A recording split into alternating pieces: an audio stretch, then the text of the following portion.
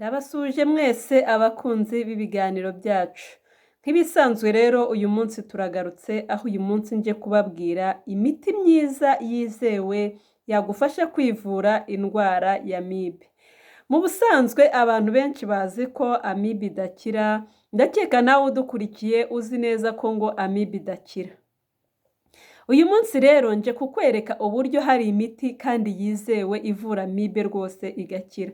Ahubwo ikijya kibaho abantu munywa imiti nabi, abandi bakayigura batazi neza nimba ari na amibe barwaye, noneho bigatuma badakira. Hari indwara nyinshi zisanisha na amibe cyangwa se zigaragaza ibimenyetso nk'ibya amibe. Wowe rero wakwibonaho bya bimenyetso ukajya kugura imiti wibwira ko ariyo warwaye.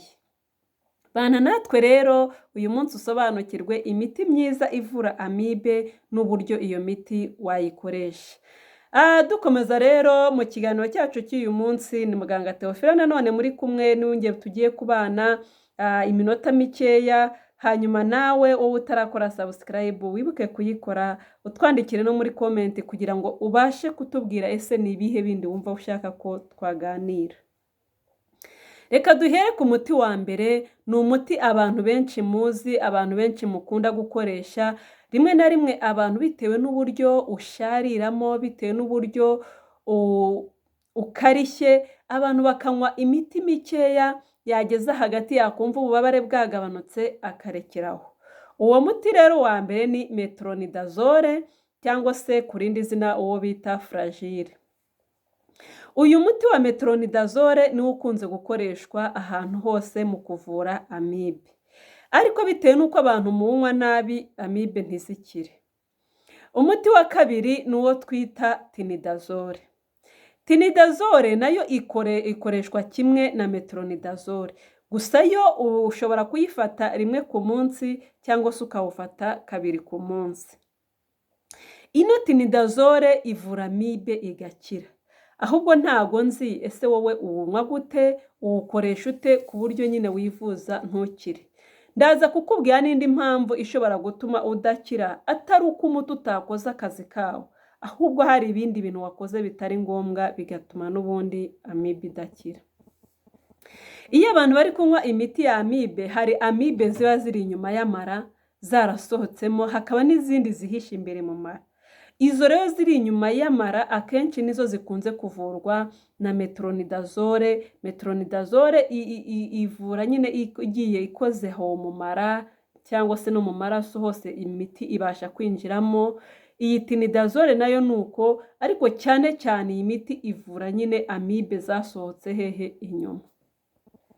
Ndaza kukubwira nyuma y'uko ukoresha iyi miti ibiri, umuti wundi uba ugomba gukoresha kugira ngo na za amibe zindi zasigayemo mu mara nazo zize gupfa zishiremo. Dukomeze ku muti wa gatatu, ni uwitwa secnidazole. Iyi secnidazole ni umuti umwe ufatwa rimwe cyangwa se kabiri ku munsi. Uyu nguyu ukunzwe gukoreshwa kenshi cyane muri Afurika. Uyu muti rero nawo ufasha kuvura amibe zigakira rwose, umuntu witwaye neza mu bindi bijyanye n'isuku zigakira burundu. Undi muti rero ni uwo twita diroxanide fluorate. Iyi diroxanide iyi ngiyi yo ikunze kuvura abantu bambanje gufata iriya metronidazole cyangwa se iriya tinidazole. Warangiza iriya doze ya tinidazole cyangwa ya metronidazole, ukongera ukagenda ugakoresha check up ukareba nimba za amibe zashizemo. Icyo gihe iyo basanze rero zitari kugaragara, ahasigaye ushobora gukoresha uriya muti kugira ngo ugende ujye kwica na za zindi zasigaye mu mara nazo zibashe kuvamo. Uyu muti mu by'ukuri nakubwira ngo umuntu yakawukoresha nka follow up. Uvuga ngo ukimara kunywa doze ya mbere wakoresha n'uriya muti kugira ngo na za zindi zasigayemo mu mara, zimwe ziba zagiye zikihisha muri bya bikono byazo, nazo zipfe. Undi muti wa gatanu rero ni paromomycin. Iyi paromomycin ni umuti udakunda kujya mu maraso. Uvuga ngo akenshi iyo tunyweye imiti imwe iragenda ikajya mu maraso, uyu rero ntabwo ukunda kujyamo, ahubwo uyu nguyu ugenda direct wigira mu mara ukajya kwica za amibe zasigayemo.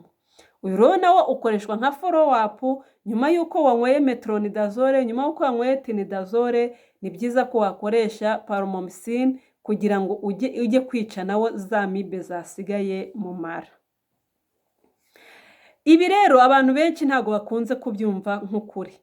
Ikibitera kandi abantu benshi banywa imiti yabasharirira bakayihagarika batayirangije. Ibintu bibi cyane bishobora gutuma ugira na resistance ku miti, imiti ntizongere no kugufasha na rimwe. Dore rero impamvu abantu bamwe amibe idakira, ari nabyo abantu benshi bahora bavuga ngo amibe ntikira, mbese amibe bakayifata nk'indwara itagikira kandi ikira. Ikintu cya mbere gituma abantu bavuga ko amibe idakira, ikibitera nuko abantu banywa imiti nabi. Ikintu cya kabiri nuko abantu bivura amibe z'inyuma ariko ntibivure iz'imbere mu mara zasigayemo. Icya gatatu nuko abantu dukomeza kwandura. Abantu turakomeza kugira isuku nkeya, abantu tugakomeza kwinjiza izindi amibe nshyashya mu mubiri, noneho zimwe zigapfa ariko hakinjira n'izindi nshyashya, amibe ntikire. Wa muntu yakomeza arwara, yakomeza yumva ibimenyetso akibaza ko imiti itamuvuye, kandi ahubwo we bwe yongeye akinjizamo izindi nshyashya. Ikindi kijya kibaho rero nuko abantu bisuzumisha nabi. Umuntu akumva yarwaye ibimenyetso agahita ajya kwa muganga akajya gutora imiti, kandi akajya muri farumasi kugura imiti ya amibe kandi atisuzumishije ngo amenye koko niba ariyo. Dore rero ibintu bine byo kwitabwaho igihe wumva ufite ikibazo cy'uburwayi bwa amibe.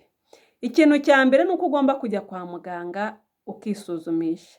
Imiti yo kwa muganga akenshi ijyana n'imyaka, ijyana n'uburemere bw'indwara, ijyana n'ubundi burwayi bushobora kuba buri mu mubiri, ikindi kandi ikajyana n'uburyo umuntu arembye cyangwa se uburyo umuntu atarembyemo. Ibi byose umuntu birebwaho kugira ngo umuntu abashe guhabwa imiti kwa muganga. Iyo rero uyiguze muri farumasi, rimwe na rimwe hari igihe umurwayi aba atanahari, uwo kuri farumasi ntabwo amenya ngo umurwayi arembye ate, akeneye doze ingana ite, ese bimeze gute. Ni byiza rero ko ujya kwa muganga ugahabwa imiti n'abaganga bakagusuzuma bakakwitaho.